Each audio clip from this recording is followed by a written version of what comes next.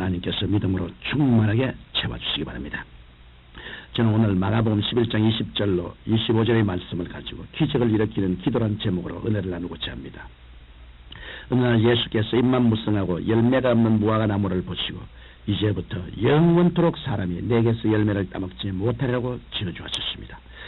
그런데 다음날 아침 베드로가 그 저주받은 무화과 나무를 보니 예수님의 말씀대로 나무가 말라버린 것을 발견했습니다. 그래서 랍비여 보소서, 저주하신 무화과 나무가 말랐나이다라고 놀라운 표정으로 주님께 말씀했습니다.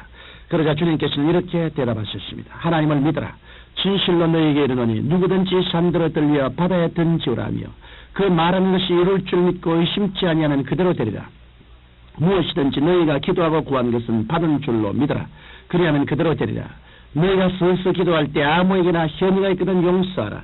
그리하여 하늘에 계신 너희 아버지도 너희 허물을 용서하여 주시리라.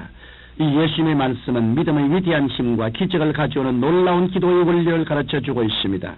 오늘은 이 예수님의 말씀에 입각하여 기적을 가져오는 기도의 4가지 원리를 말씀해드리므로 여러분의 기도 생활에 도움을 드리고자 합니다. 첫째로 예수님께서는 하나님을 믿으라고 말씀하셨습니다. 여기서 하나님을 믿으라는 말씀은 하나님의 믿음을 가지라는 말씀도 됩니다. 예수님께서 말씀하신 이 믿음은 세상 지식이나 경험을 통해 알고 믿는 그런 믿음이 아닙니다.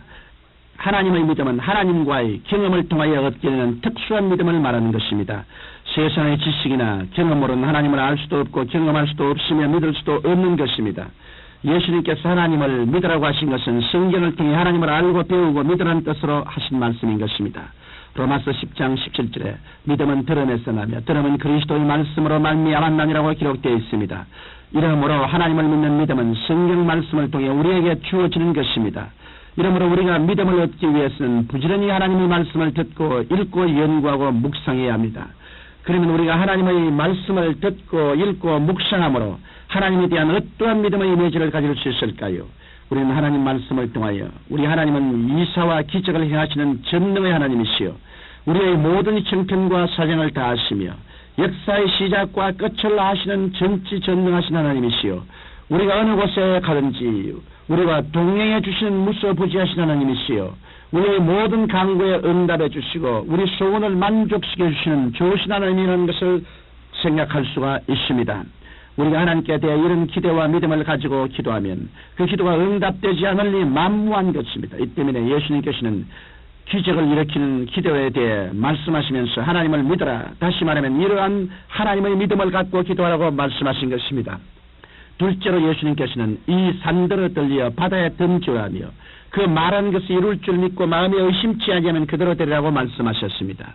예수님께서 이 말씀을 통해 말의 위대한 능력에 관해 말씀하시고 계십니다. 이 산들어 들려 바다에 던지라는 이 말씀에서 산이라면 악한 원수 마귀가 가져다 준 문제를 비유한 것입니다. 우리가 이 세상을 살아가면서 우리를 돌질하고 죽이고 멸망시키는 마귀로 인해 죄악의 문제, 분쟁의 문제, 낭패와 실망의 문제 등 그야말로 태산균령과 같은 고통의 문제에 부딪힐 때가 한두 번이 아닙니다. 예수님께서는 바로 이러한 문제의 산들을 말의 위대한 능력으로 해결하려고 말씀하신 것입니다. 혹시 여러분 가운데 평소에 그런 말을 많이 했는데도 아무런 역사가 일어나지 않았던데요 라고 말씀하시는 분이 계실지 모르겠습니다. 그 때문에 주님께서는 의심치 말고 명백하게 말하라고 덧붙여 말씀하신 것입니다. 그러면 우리가 어떻게 해야 마음에 의심하지 않을 수 있을까요? 우리가 의심하지 않으려면 먼저 신실한 하나님에 대한 확고한 믿음이 있어야 합니다. 우리가 의심을 하게 되는 경우는 대개 하나님을 올바로 알지 못하기 때문이고 나의 생각대로 판단하기 때문이며 주위 환경에 따라 나의 마음이 좌우되기 때문입니다. 그러나 우리가 하나님의 말씀에 입각하여 하나님을 올바로 알고 그 하나님만 끊임없이 바라본다면 의심치 않을 수 있는 것입니다. 그 다음 우리는 적극적으로 입술을 시인해야 합니다. 하나님께서는 말씀의 능력을 통해 천지를 창조하셨습니다. 그런데 우리 인간은 하나님의 형상과 모양대로 창조되었기 때문에 우리가 창조적인 말을 하면 그 말로서 우리의 환경과 운명을 지배할 수 있는 것입니다. 이러므로 우리가 가정의 슬픔은 떠나갔다. 모든 질병은 사라졌다.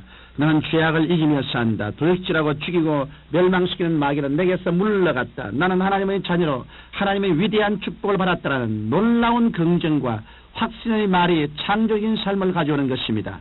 이러한 입술의 시인이 하나님의 역사심을 불러일으키고 마는 것입니다.